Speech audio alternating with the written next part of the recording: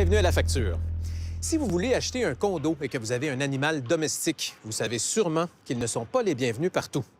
Eh bien, voici l'histoire d'un couple qui l'a su après avoir acheté. Comment est-ce possible? Regardez bien.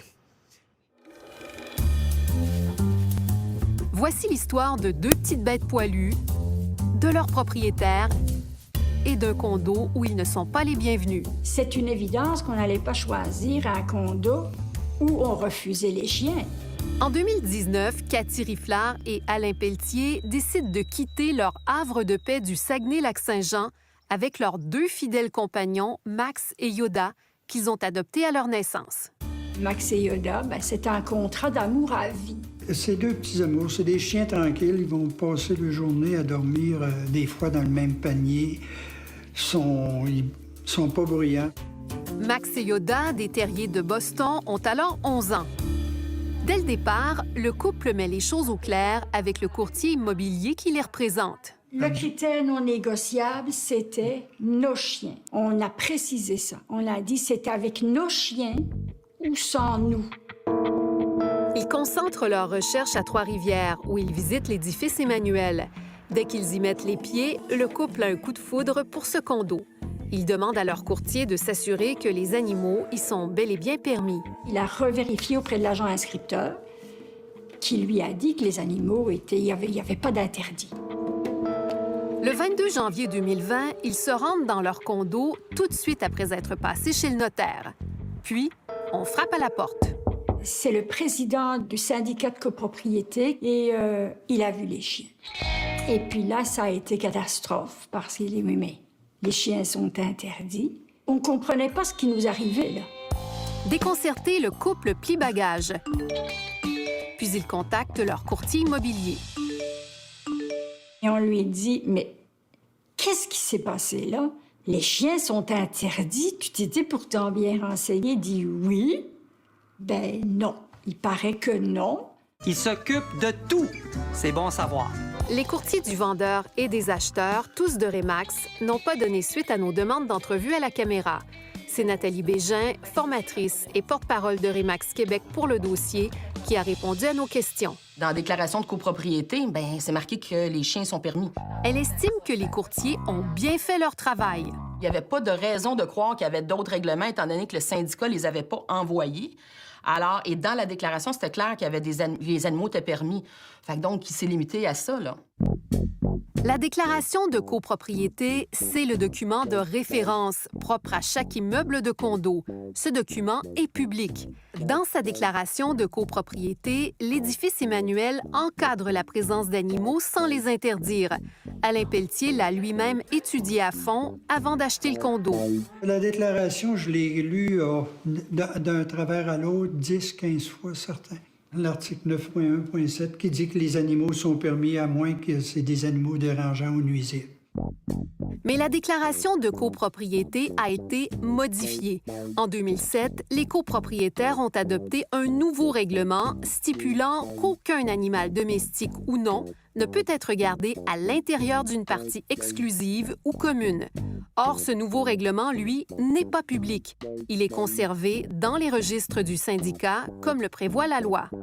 Pour obtenir les modifications au règlement, les courtiers doivent s'adresser directement au syndicat de copropriété.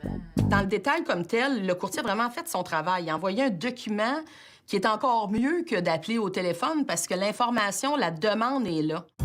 En vertu des bonnes pratiques, le courtier du vendeur a envoyé une demande de renseignement au syndicat des copropriétaires, qu'on appelle aussi une DRCOP.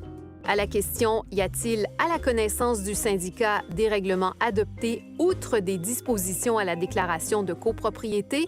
le syndicat de l'édifice Emmanuel a coché oui et précise « voir les amendements ajoutés à la charte ». Mais selon Remax, le syndicat ne les a jamais transmis au courtier. Normalement, quand quelqu'un nous dit ça, il est fourni.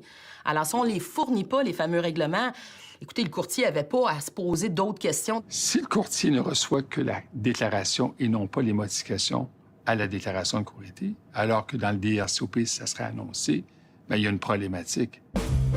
Yves Jolicoeur est avocat, expert en copropriété et donne des formations aux courtiers. Sans se prononcer sur cette affaire, il estime que tout courtier doit se poser plus de questions. Le rôle du courtier, ça va au-delà d'être un messager d'information. Il peut pas se satisfaire en disant « je suis 3 feuilles », sans se poser la question s'il aurait dû en recevoir 5, 6 autres. Pour lui, c'est un principe de base qui s'applique aux courtiers des 2 parties. C'est pas acceptable pour un acheteur d'apprendre après la transaction qu'un des éléments importants de cette transaction-là ne lui a pas été communiqué, notamment une modification au règlement d'immeuble. C'est pas acceptable. Pourquoi c'est pas acceptable? Parce que quelqu'un n'a pas fait son travail dans la transaction. À son avis, il faudrait que les modifications au règlement d'immeuble soient publiques pour éviter les mauvaises surprises. Quant à moi, ce caractère public devrait exister pour permettre, dans le fond, à un acheteur d'avoir la certitude que les modifications au règlement d'immeuble sont bien celles qui apparaissent sur un registre. Mais le plus troublant, c'est que la mention « animaux non permis » figure sur la fiche descriptive du condo. Le couple dit ne l'avoir jamais vu et ne pas en avoir été informé par son courtier. Pas étonnant, puisque lui-même dit ne pas l'avoir vu. De leur côté, les courtiers du vendeur ne se rappellent pas d'un appel ou d'une demande faite par le courtier des acheteurs au sujet des animaux.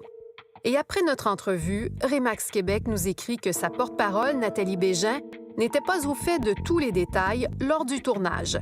Bref, la confusion règne. C'est eux autres qui auraient dû allumer. Nous, on estime qu'on a été trompés dans notre achat.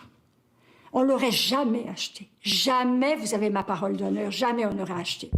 Le couple a porté plainte à l'organisme d'autoréglementation du courtage immobilier du Québec.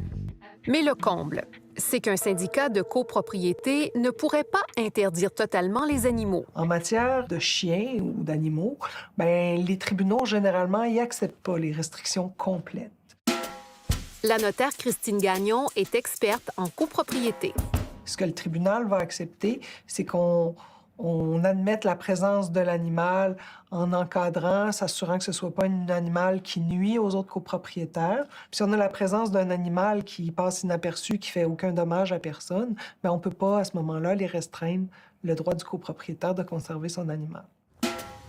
Le couple aimerait en arriver à une entente, d'autant que Yoda est mort l'an passé et que Max, 13 ans, se fait vieux.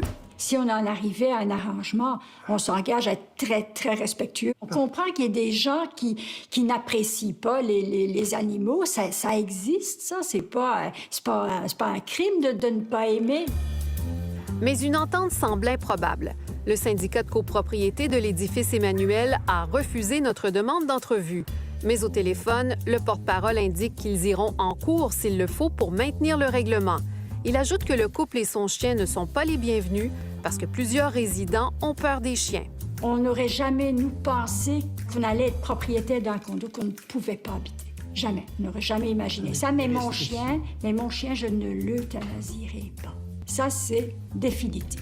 Même si le couple en assume les frais, le condo reste inhabité, 1 an et demi après la transaction.